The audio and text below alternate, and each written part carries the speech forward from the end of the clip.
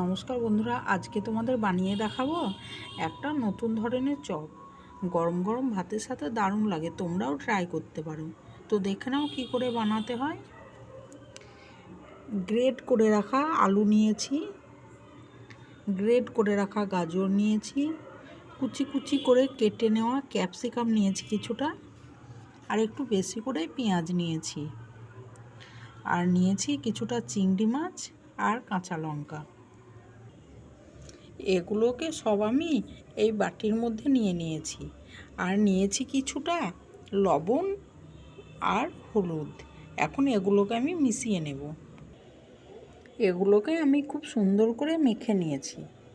আর হ্যাঁ, আপনারা চাইলে চিংড়ি মাছটা কুচি কুচি করে কেটে বা মিক্সিতেও পেস্ট করে দিতে পারেন। এগুলোকে তেলে ভাজতে দিয়ে দিয়েছি। এরপর একটু এপিট ওপিট করে উল্টে নিলেই রেডি হয়ে গেল আমার পকোড়া। আর গরম গরম ভাতের সাথে তো এটা হলে আর কিচ্ছু চাই না। প্রতিবার কামড়ের সাথে মিলবে একটা করে চিংড়ি মাছ। আর রান্নাটা তোমাদের যদি ভালো লাগে একটা লাইক অবশ্যই দিও।